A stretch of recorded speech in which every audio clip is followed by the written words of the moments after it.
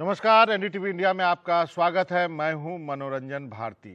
उत्तर प्रदेश में आप कह सकते हैं कि करीब आधे से अधिक सीटों पर मतदान हो चुका है। करीब 231 सीटें हैं यदि चौथे चरण को जोड़ लें तो। और क्या सूरत हाल बनती है इसके बाद उत्तर प्रदेश की राजनीति की, इस पर चर्चा करने के लिए हमारे साथ नजीब जंग साहब हैं, पूर्व रिटायर्ड आईएएस अफसर, Saint Stephen, London School of Economics, Jamia के पूर्व वाइस चांसलर, दिल्ली के पूर्व लेफ्टिनेंट गवर्नर। सर, आपका बहुत बहुत स्वागत है। एनडीटीवी इंडिया से बातचीत करने के लिए आपने टाइम निकाला। राजनीति पे भी पैनी नज़र रखते हैं, लखनऊ से भी आपके ताल्लुकात हैं ही। क्या मानते हैं कि इस 4 चरण के बाद क्या सूरत हाल होगी? लखनऊ की गद्दी किसको जा रही है? मनोरंजन, एक बात मैं आपसे ये साफ करूं कि मैं कोई सेफोलॉजिस्ट नहीं हूं और मेरा ताल्लुक किसी राजनीतिक पार्टी से नहीं है। तो मैं तो राजनीति का एक ऑब्जर्वर हूं और उसकी बुनियाद पे मैंने अपना एनालिसिस किया है। जी, जब मैंने कई जगह कहा है कि मेरा ये मानना था कि समाजवादी पार्टी इस बार उत्तर प्रदेश में सरकार बनाएगी और उसकी कुछ वजूहात हैं। तो मैं चौथे चरण की और तीसरे चरण की बात नहीं कर रहा, मैं तो एक पूरे इलेक्शन का जो नतीजा निकलेगा उसके बाद जो काउंटिंग होगी उसके बारे में मेरे अपने विचार हैं। और अगर आप इजाज़त दें। जी जी, इजाज़त है सर। तो देखिए, ऐसा है कि आज के ज़माने का इलेक्शन एक तरह से एक राजनीतिक युद्ध बन गया है और हर युद्ध से पहले एक स्ट्रेटजी बनाई जाती है, एक रूपरेखा बनाई जाती है, एक भूमिका बनाई जाती है चुनाव लड़ने की। और उसमें स्ट्रेटजिस्ट आते हैं, उसमें लोग सोचते हैं और उस बुनियाद पे चुनाव लड़ा जाता है। मैंने जो देखा ये पिछले 6 महीने में, तो मेरा ये अंदाज हुआ कि उस भूमिका में शायद समाजवादी पार्टी थोड़ी आगे रही है और मैं उसकी वजूहात आपको बताता हूँ। जी, हिंदुस्तान में सबसे कद्दावर नेता, राजनीतिक नेता इस वक्त प्राइम मिनिस्टर नरेंद्र मोदी साहब हैं। उनका मुकाबला हिंदुस्तान भर में कोई कर नहीं सकता है। और विशेषकर जो ये हमारी हिंदी बेल्ट है, जिसको हम उत्तर प्रदेश, मध्य प्रदेश, राजस्थान, उत्तराखंड, बिहार तक मानते हैं, इसमें मोदी साहब का मुकाबला कोई नहीं कर सकता। और 2014, 2017, 2019 में जो उत्तर प्रदेश में एक उल्लेखनीय जीत हुई थी, उसमें जो मुख्य चेहरा सामने पब्लिक के था वो मोदी साहब थे। जी, इस इलेक्शन में मैं देख रहा हूं कि इलेक्शन योगी आदित्यनाथ साहब और अखिलेश साहब के बीच में है और उसमें मैं नहीं समझ रहा हूं कि आदित्यनाथ जी अखिलेश से आगे हैं। एक तो ये बात आप मानिए, और उससे मोदी जी का उस पैमाने पे आगे ना होना, इससे वोटर के जहन पे फर्क पड़ेगा। दूसरी बात, ये जो हमने किसानों का एजिटेशन 480 दिन चलने दिया, इससे एक किसानों का दिल टूट गया। ऐसा लगा कि शायद ये तो हमको थका के हटा देंगे और फिर तरह तरह की बातें की गई। किसी ने उनको खालिस्तानी कह दिया, किसी ने उनको टेररिस्ट कह दिया और भरी जाड़े में वो किसान वहां बैठे थे। आपने देखा था कि माफी चाहता हूं सर, लेकिन वो तो केवल पश्चिमी उत्तर प्रदेश तक लोग कहते हैं सीमित रहा है उसका असर। ये आपका मानना है जी, पश्चिम किसान तो पूरे देश में है और किसान का जो इंटेलेक्चुअल है, जो उसका जो स्वभाव है, तो अपने दूसरे से भी मिलता है। तो अगर आपका किसान हरियाणा में है तो वो उसके ज्यादा फर्क नहीं है पश्चिमी उत्तर प्रदेश से। और पश्चिमी उत्तर प्रदेश के किसान को जब तकलीफ है तो मध्य उत्तर प्रदेश का किसान भी वो देख रहा है।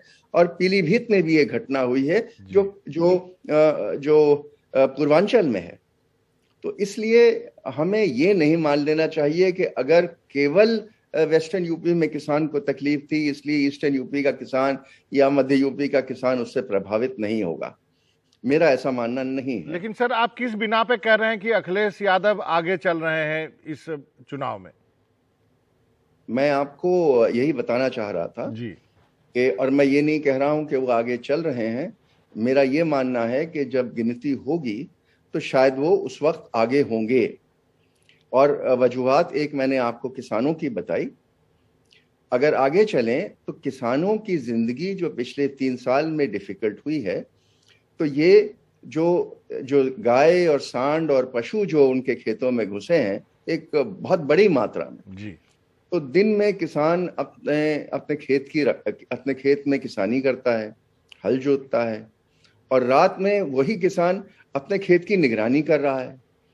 तो आपको ये देखना पड़ेगा कि उसमें एक मेंटल ट्रॉमा, एक प्रेशर बना हुआ है कि मैं अपनी किसानी करूं या पशुओं को हका लूं।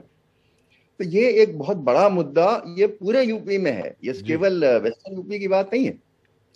तीसरी बात आप ये देखें कि उत्तर प्रदेश में पिछले 2 साल में 12.5 लाख से बढ़ के 35 लाख अनएम्प्लॉयड नौजवान है, और इसके पास आज कुछ करने को नहीं है। ये दुनिया देख रहा है, इसके पास जो हाथ में टेलीफोन है उससे वो इंस्टाग्राम पे और फेसबुक पे देखता है कि उसकी हम उम्र लोग दुनिया में इतने आराम से हैं, उनके पास नौकरी भी है, उनके पास सरमाया भी है, लेकिन उसके हाथ में कुछ नहीं है। तो ये जो एक अजीब निराशा है नौजवानों में 28 साल से उम्र से लेके और 35 साल की उम्र तक, ये बहुत ज्यादा है, उनको भी प्रभावित कर रही है और उनके परिवार को भी प्रभावित करती है। इससे आप हट नहीं सकते हैं। तीसरी चौथी बात मैं आपको बताऊं कि और आप लोग ये मानते हैं कि शायद जो दूसरे कोविड का दौर आया था वो लोग भूल चुके होंगे, तो मेरा ऐसा मानना नहीं है कि इतनी आसानी से लोग भूल जाते हैं जो ट्रेजेडीज घर में होती हैं। अगर किसी के घर में किसी नौजवान ने अपने बाप को कंधा दिया है या माँ को कंधा दिया है, या बहन बुरी तरह से मरी है, या चाचा या नेबर मरे हैं, लेकिन सर ये भी तो सच्चाई है कि आज कोई कोविड की बात ही नहीं कर रहा है, लोग मास्क भी नहीं पहन रहे हैं, कोविड की बात ही नहीं हो रही है। नहीं मनोरंजन, ये तो आप आज की बात कर रहे हैं जब तीसरा दौर खत्म हो चुका है कोविड का। मैं आपको ले गया हूं दूसरे दौर में, कोविड 2 में, जो डेल्टा 2 था, जिससे मौतें हुई थी, जो हमने गंगा के दृश्य देखे थे कि गंगा के तट पे लाशें हैं और गंगा में लाशें बहाई गई हैं, कि वो बहुत ही दर्दनाक दृश्य था। और मैं नहीं समझता कि किसान कहीं कोई भी हिंदुस्तानी उसको भूला है। तो ये 5-6 ऐसी चीजें हैं। अच्छा, फिर आप देखिए ये कैंपेन, योगी जी ने जो उन्होंने अच्छे काम किए हैं उसका जिक्र बहुत कम किया। राशन बटा है, जनधन योजना में पैसे बांटे गए हैं, गैस सिलेंडर दिए गए, उन पे तो कम तवज्जो दी गई। और जो बात हमने सुनी वो पजामा और टोपी और जिना और पाकिस्तान सुना। तो ये हिंदुस्तान की जनता एक इसी मुद्दे पे आपको वोट दे दे, मेरा ये मानना नहीं है। पोलराइजेशन। लेकिन सर ये भी तो एक मिथ है कि मुसलमान हैं आप तो आप समाजवादी पार्टी को ही वोट देंगे। पिछले चुनाव में तो केवल 55-56% या उतने ही वोट मिले थे। पूरे हिंदुस्तान में ये एक मिथ है कि मुसलमान जो है वो एक तरफा वोट करता है, न सिर्फ उत्तर प्रदेश में बल्कि हर लोग पूरे स्टेट्स में यही मानते हैं, और ये बहुत बड़ी गलती है। एक जमाना था, मेरे ख्याल आज से 40-50 साल पहले, जब अधिकांश मुसलमान कांग्रेस पार्टी को वोट किया करते थे। उसके बाद अगर आप उत्तर प्रदेश की बात करें तो जब ये बाबरी मस्जिद का हादसा हुआ 1991 में, तो यकीनन मुसलमान वोट समाजवादी की तरफ गया था उस टाइम। लेकिन बाद में बीएसपी ने भी वहां सरकार बनाई, फिर समाजवादी ने सरकार बनाई, तो वोट फ्लक्चुएट होता गया। इस इलेक्शन में ये बड़ा इंटरेस्टिंग फिनोमेना है जो आपने कहा कि 58% वोट पिछले इलेक्शन में मुसलमानों का समाजवादी को गया था। मैं समझता हूं कि इस बार वो वोट 75-80% समाजवादी की तरफ जा रहा है, और उसकी वजूहात आपको भी मालूम है और मुझे भी मालूम है, उसका उल्लेख करने की जरूरत नहीं है। मैं समझता हूं कि वो वोट डेफिनेटली मुसलमान ने ये मेकअप किया है माइंड कि अपने एमएलएस के ऊपर मत झगड़ो, ये सीटें मांगने पे मत झगड़ो, ये देखो कि मुख्यमंत्री कौन हो। कौन बनेगा। और उस वजह से एक एक एक बहाव है मुसलमानों का समाजवादी पार्टी की तरफ इस इलेक्शन में।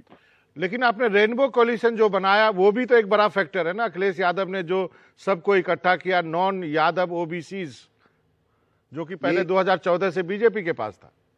शायद किसानों के मुद्दे के बाद मेरे ख्याल नंबर 2 पे यही आता है कि जो एक बहुत विशाल कोalition समाजवादी पार्टी ने अपने लिए बनाया है।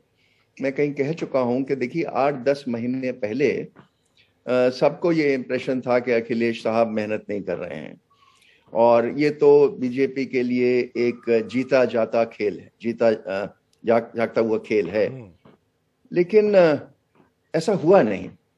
मेरे ख्याल अखिलेश बहुत सोच के अपनी जैसे मैंने आपको कहा कि ये तो बैटल है, उसकी तैयारी कर रहे थे और उन्होंने वेरियस जिसको हम बैकवर्ड क्लास कहते हैं उनको जोड़ने का प्रयास किया।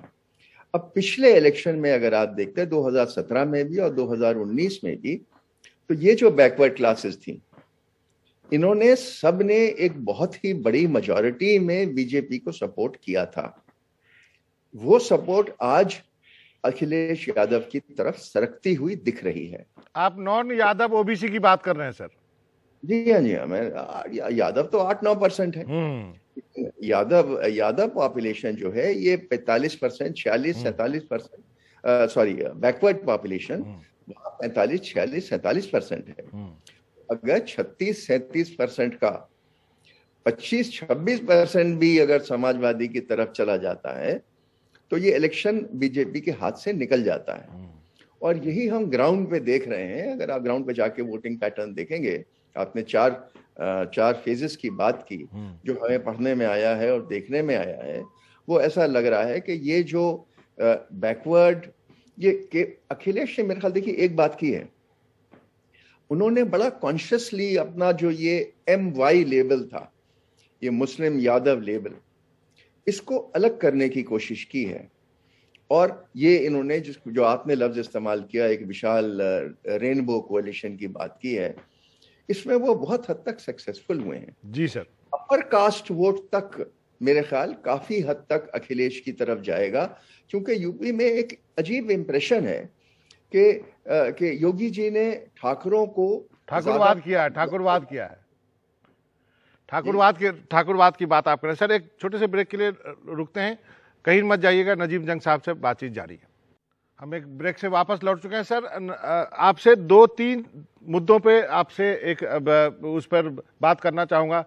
बीजेपी कह रही है और जो लोग वहां पर ग्राउंड में है उनका कहना है कि जो फ्री राशन है वो एक गेम चेंजर होने वाला है और मोदी जी जो है उतरने वाले हैं, बनारस में 4 दिन रहेंगे और उसके बाद ये पासे पलट सकते हैं। आप क्या सोचते हैं सर? लाभार्थियों वाली जो बात है वो काफी हद तक सच है और लोग एहसान याद भी रखते हैं, लेकिन लोगों को ये भी मालूम है कि जो लाभ आज आप दे रहे हैं उनको वो अगली सरकार भी देगी। ये राजनीति का पूरा खेल अब देने देने का है कि मैं अगर आपको टीवी दे दूं तो आप मुझे स्कूटर दे दें, अगर आप मुझे स्कूटर दे दें तो मैं आपको एक छोटा घर दे दूं। ये एक से बढ़ के एक वादे होंगे और जिनको लाभ मिल चुका है वो लाभ विड्रॉ नहीं होगा। तो अखिलेश साहब ने अनाउंस किया कि साहब मैं महिलाओं की पेंशन रिवाइव कर रहा हूं। अब ये बहुत बड़ी बात है कि जिस घर में एक महिला है उसको 1000-2000 रुपए महीने मिलने लगे, उसके बरक्स आप अगर कुछ किलो राशन दे रहे हैं तो आप ये चीज तोलेंगे। और अगर आपको राशन के साथ साथ पेंशन भी मिलेगी तो आपका पल्ला ज्यादा भारी हो जाएगा। तो लाभार्थी जो केवल लाभ सोच के रुक गया वो तो 100% बीजेपी का एहसान मानेगा और मानना चाहिए। लेकिन बहुत से लाभार्थी ऐसे हैं जिनको मालूम है कि ये अगली सरकार में भी जारी रहेगा। हाँ, इसमें कोई शक नहीं है कि मैंने बार बार कहा है कि अगर प्राइम मिनिस्टर इस मैदान में आएंगे तो वोटों पे फर्क पड़ेगा। लेकिन कभी कभी इलेक्शन में आप ये समझिए कि एक हवा चलती है और जब हवा चलती है तो फिर वो धीरे धीरे एक आंधी की तरफ बढ़ती जाती है। मैंने जब मैं सर्विस में था तो उस दौरान मैंने 7-8 चुनाव एज ए रिटर्निंग ऑफिसर कराए हैं। और मुझे 1977 का चुनाव याद है, जब मिसेस गांधी ने इमरजेंसी खत्म की थी। और जब इमरजेंसी खत्म हुई थी तो जनता पार्टी बनी तक नहीं थी। और उसके चंद दिन बाद फिर आपने देखा कि कांग्रेस फॉर डेमोक्रेसी बनी, जिसमें वहुना जी गए, नंदी सतपथी गई और बाबू जगजीवन राम गए।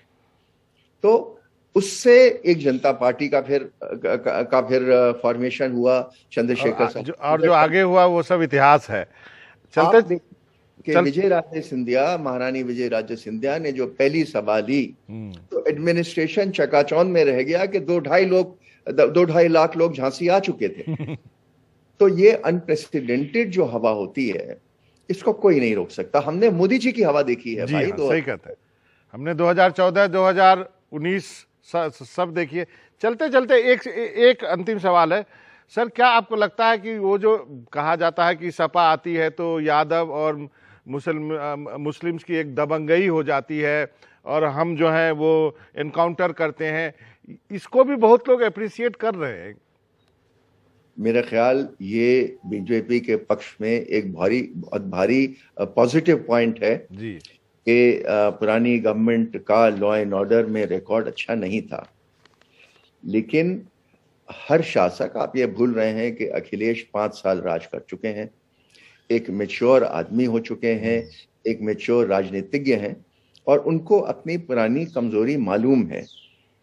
इसीलिए अगर आप देखेंगे तो इस चुनाव में मैंने जैसे आपसे अर्ज किया कि ये MY को ज्यादा उन्होंने जोर दिया नहीं। सही कहा। मुसलमानों को उतने टिकट नहीं दिए, बहन मायावती ने कहीं दुगने टिकट।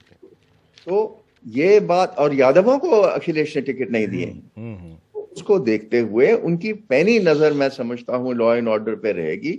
उनका सक्सेस डिपेंड करेगा। देखिए 6 महीने वो इसी पे नजर रखेंगे कि भाई हम अपने लोगों को सही मैसेज दें। और एक बार आपकी सरकार चल पड़ती है और ये मैसेज चला जाता है तो एडमिनिस्ट्रेटर जो है, आपका जो DM है, आपका जो थानेदार है, आपका जो SP है जी, उसको मैसेज जाता है कि भाई हमें लॉ एंड ऑर्डर संभाल के रखना है। लॉ एंड ऑर्डर की जिम्मेदारी DM और SP की होती है। सही कहा आपने। पूर्व IAS अफसर होने के नाते आपको मालूम है। और मैं बहुत बहुत धन्यवाद करूंगा सर, आपने इतनी पैनी नजर रखी है। जो आपने कहा कि इस बार मुसलमानों को टिकट कम दिए, इस बार जो है यादवों को टिकट कम दिया, और जो आपने व्याख्या की है, मुझे नहीं लगता कि आप किसी सेफोलॉजिस्ट से कम है। हालांकि वक्त मेरे पास इतना ही है सर, लेकिन बहुत शुक्रिया आपने वक्त निकाला NDTV से बातचीत करने के लिए। Thank you sir. Thank you.